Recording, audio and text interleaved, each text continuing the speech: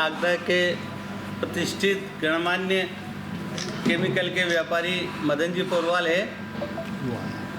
इन्हें 13 अगस्त 2025 को नागदा के कांग्रेस नेता द्वारा एक बलात्कार के झूठे षड्यंत्र में बिलाग्राम थाने में प्रकरण पंजीबद्ध कराया गया। इनका उस कांग्रेस नेता से जो विवाद था, एक संपत्ति को लेके, भूखंड को लेकर चल रहा था, जिसमें इनके ऊपर झूठा प्रकरण पंजीबद्ध कराया गया। फिर इनके परिवार द्वारा, दोस्तों द्वारा हम लोग एसपी साहब के पास गए, आवेदन दिया, क्योंकि उक्त घटना के समय ये शहर से बाहर थे। फिर बिलाग्राम थाने और एसपी साहब द्वारा निष्पक्ष जांच की गई, जिसमें ये पूर्णतः निर्दोष पाए गए। उन सभी बातों के लिए एसपी साहब और बिलाग्राम थाना प्रभारी साहब का बहुत बहुत धन्यवाद, बहुत बहुत आभार। रखा था, हमने पैसा देके खरीद ली थी। फिर वो उसका लड़का है दिवांशु चेतन यादव, वो एक लड़की को लाया। उसने लड़की को बोला तुझे ज़मीन और पैसा दोनों दूंगा, मदन पोरवाल पे 420 का 376 का केस लगाना है। तो उस लड़की ने केस लगा दिया। फिर उस लड़की ने कोर्ट में बयान भी दे दिया है कि मैंने इन लोगों को, मोहित रघुवंशी, दीपक परमार, दिवांशु यादव, इन तीनों के कहने पे मैंने मदन पोरवाल पे केस लगाया, जबकि मैं ना कभी मिली हूँ उससे, ना कभी बात हुई है।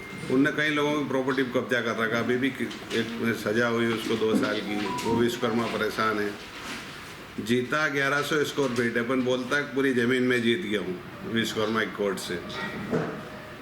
आप कौन है? आपका परिचय? राजेंद्र शेखावत, ये मेरे फ्रेंड है। मैं पूरी घटना के समय इनके साथ था उस टाइम। आपने बता दिया कि बरी कर दिया गया। हाँ।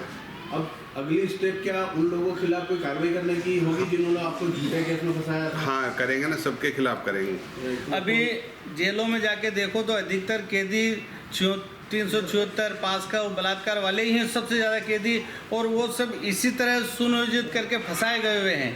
तो हमारी तो ये दरख्वास्त है, ऐसे लोगों के खिलाफ सख्त से सख्त कार्रवाई की जाए, क्योंकि कोई भी किसी को झूठा फंसा देता है, ज़िंदगी खराब हो जाती है किसी की। तो जो लोग हैं सभी पे कार्रवाई होगी। देखो फिर से नाम बता दो। मोहित रघुवंशी, 3 नाम बताए। हाँ, मोहित रघुवंशी, दीपक परमार, खुशी पांचाल और दिवांशु चेतन यादव, ये चारों नागदा के? हाँ, इन चारों ने मिलके ही केस लगवाया था। चारों नागदा के ही। मोहित रघुवंशी, दीपक पांचाल और चेतन?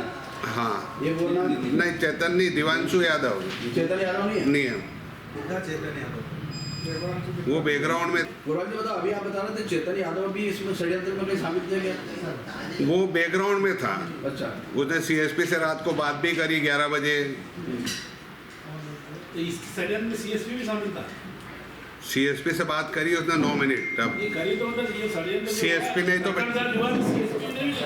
सीएसपी शामिल थे क्या? सीएसपी से बात करी है उनने, अब शामिल थे कि नहीं थे ये तो मैं नहीं बता सकता हूँ, मुझे पता ही नहीं। सीएसपी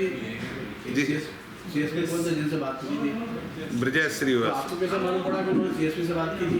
मुझे पता चल गया था। अपने पास ऐसा प्रमाण है, पर किसी पर आरोप लगा रहे तो? प्रमाण नहीं है। इतना मालूम है कि हाँ। बात की थी। इशू को लेकर क्या बात क्या हुई थी? अब क्या झूठे को फंसाना? इशू को एक बार उनने बोला भी था टीआई ने कि पहले जांच करेंगे, तो बोला नहीं, हमको तो मदन पोरवाल को ही टारगेट करना है। उसका लड़का इसी पे अड़ा रहा रात के 2 बजे तक। 2 बजे उसने केस लगवाया। पर कहीं नहीं, एसपी साहब को आवेदन किया था, उनने बोला जांच करो इसमें, तो जांच का उनने आदेश दिया है। फिर जांच में हम दोषी पाएंगे, निर्दोष पाएंगे। आपके साथ और भी कोई प्रॉपर्टी के जो भी विवाद चल रहे हैं, आप उसको में भी ऐसी कोई घटना हुई जिसमें कोई कानूनी कार्रवाई तुम्हारे? पहले भी उसने क्या है, हमारे जो मजदूर काम कर रहे थे उन्होंने 15 लोगों को केस लगवा दिया, 15 लोगों को जुलूस निकला दिया था उसने घटना स्थल बताया था कि मेरे गार्डन पे कब्जा करा, जबकि हम उसके गार्डन पे गए नहीं। हम लोग संजय बम से जो खरीदा उस प्लॉट पे थे। कर दी हमने एसपी साहब के वहाँ शिकायत कर दिया? हाँ। चाहिए चारों लोगों के नाम? हाँ। चेतन का नाम नहीं है ना उसमें? उसके लड़के का नाम है दिवांशु यादव। उसका तो वो जो FRI कटी उसमें भी लिखा है कि वो लेके गया था, लड़की को ये लेके आया है। एसपी साहब ने सुनवाई कर ली, क्योंकि इनका कोई रिकॉर्ड नहीं था। फिर तो ये परेशान हो जाते। 4 महीने फरार रहे, बहुत परेशान हुए। तो ये बताओ कि जिन लोगों के आप नाम बताए, इसके अलावा आपको क्या लगता है कि और कोई राजनीति और कोई पर्दे के पीछे और कोई राजनेता भी आपके खिलाफ थे? वो तो ये बताएंगे ना, मोहित रघुवंशी, और ये बताएंगे कि किन किन लोगों ने किया है, चेतन था कि नहीं था, ये भी वही बताएगा।